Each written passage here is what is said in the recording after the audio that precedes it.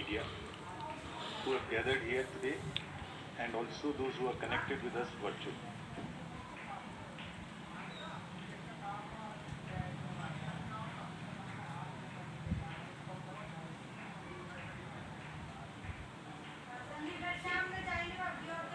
We meet today for a press conference that most of you have been awaiting and have also been guessing since morning also. October is a month with many festivals, and we are adding one more festival, that is the festival of democracy, to this month of October. अक्टूबर के इस त्योहार के माहौल में लोकतंत्र के त्योहार को भी हम लोग जोड़ रहे हैं इलेक्शन कमीशन की तरफ से, जिसमें 18 साल से लेकर 100 वर्ष तक के बुजुर्ग मतदाताओं का एक बहुत ही बहुरंगी इंद्रधनुष है. It's a fantastic rainbow of the voters ranging from 18 years to 100 plus, and we'll focus a bit on this rainbow.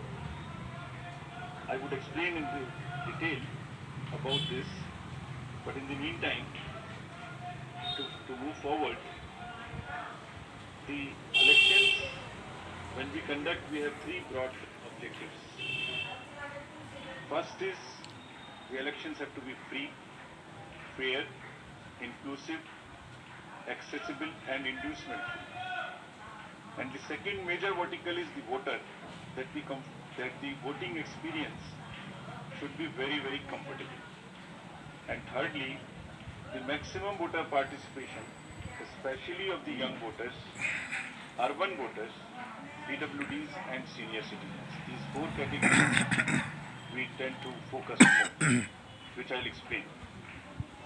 Bharat निर्वाचन आयोग स्वतंत्र और निष्पक्ष, प्रलोभन मुक्त, इंड्यूसमेंट फ्री तरीके से विधानसभा का आगामी निर्वाचन चुनाव कराने के लिए प्रतिबद्ध है, और हमारा प्रयास है कि वरिष्ठ नागरिकों, दिव्यांगजनों, महिलाओं, नए मतदाताओं सबकी भागीदारी बहुत ही सशक्त तरीके से आने वाले चुनावों में हो. Through the vast reach of the media, I would request first that interaction will start with the wish that our appeal is being heard by most of the voters and they will come out to participate wholeheartedly in this forthcoming festival of democracy. Before going into the mode of the elections, we have an extensive process of consultation. And the magnitude and scale of our elections is really awe-inspiring, as you all know. For the last few months, our entire team, which you are seeing here, has been working on organizing these elections, ranging from the electoral rolls to the management of logistics, various things which we will explain. Periodic reviews were done by them. The commission also went to the states where the elections were used, and we had detailed meetings with the DOs, with the SPs, and with all the enforcement agencies, chief secretaries, DGs, and everyone who is involved in either conduct of elections or in the enforcement side of this. We also simultaneously discussed the COVID situation, as it has been bothering in the last two rounds of elections. We had a detailed discussion with the Health Secretary, Union Health Secretary, and also with the Chief Secretaries and DGs of the concerned states, Health Secretaries. It doesn't seem to be that much of a concern now, but still, the states have been advised that they will continue to follow the five-fold strategy of test, track, treat, vaccinate, and follow the appropriate behavior. We have revised our guidelines, which are in this form, essentially saying that they have to follow the norms set by the Health Ministry and also the respective SDMAs in the states if there is any situation that warrants the tightening or the graded response to the COVID situation. Friends, the first and foremost thing in conducting an election is the electoral roll. A healthy, error-free electoral roll is the primary step, that is the base on which the entire elections are held. And the special summary revision has just happened, The electoral rolls have been published in the concerned states, and during this exercise, the Commission has laid a special emphasis on registration of new age voters, women, transgenders, and persons with disabilities. In order to ensure a clean electoral roll, the photographically similar entries, PSCs, and demographically similar entries have been found through the use of software and field verification. They were circulated to all the DOs and also to the respective BLOs to do a field verification of those who are found to be in the demographically similar entries or the photo similar entries. The special proactive steps were taken for the registration of PWDs, old age, and also the third gender. In this, we took help of the welfare departments, respective departments. For example, the welfare department, whenever the question of the registration of PWDs came. So whomsoever they were giving scholarship, we just cross-checked that they are our voters. To address the issue of urban apathy, we found that there is generally an urban apathy. If I can give you an example, in the 2019 elections, general elections, and if we list all the, say, 7-8 districts where the voting has been least, 4 of them happen to be the metropolitan cities. It's all in our statistics book which we have published. I am not naming them here, but we are focusing on the urban apathy very, very seriously. In this, our CEOs are signing the MOUs with the departments and with the industry and with the organizations who have more than 500 persons. And we have reached out to the colleges and the educational institutions. What is expected is that after the voting, if the nodal officers are appointed in these organizations with 500 plus voters, and we will try and persuade those voters after the elections, the leave-taking and non-voting voters, we will try and reach to them and say, please join next time. So that's a kind of a awareness which we will start. The Election Commission of India, in pursuance of the legal amendments, had made 4 dates, as you are all aware.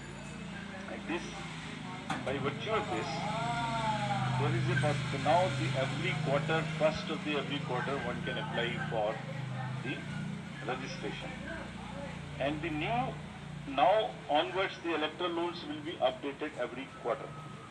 और निर्वाचन आयोग की इस पहल पर कानून में जो बदलाव किए गए, जिसके कारण 4 डेट्स में संभव है, और अब पोल गोइंग स्टेट्स में नामांकन के दिन तक भी अभी मतदाता में सूची में नाम जुड़वाया जा सकता है. तो इसमें ये भी आपके माध्यम से अनुरोध है कि अगर इतनी मेहनत करके नए वोटर्स को जोड़ने के लिए कमीशन ने और फील्ड स्टाफ ने मेहनत की है, तो उनको भी आगे बढ़ के वोट देने आना चाहिए.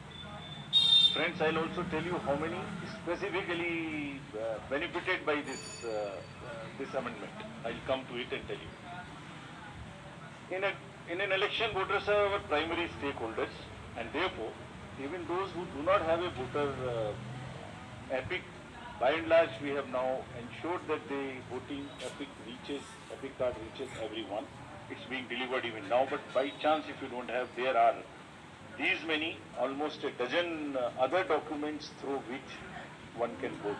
So one need not be worried. What is important is to come to the booth with any one of these, even if one doesn't have an epic. Now the next important thing is the polling station, and that's the next point at which we interact with the voter. The effort is to make the voting experience, it's quite protocol based, but we are still trying that the experience becomes far more enjoyable in the true spirit of the festival of the democracy. Our COs and DOs have been asked to identify the lowest polling percentage booth in each constituency. This is what we are doing to increase our awareness and persuade the voters to come and vote.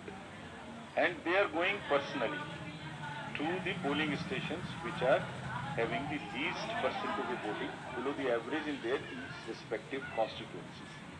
So they'll try and find out what is the issue, why there is a lesser percentage of voting in those particular booths. They'll try and bring them up to the level of the general voting in that particular constituency.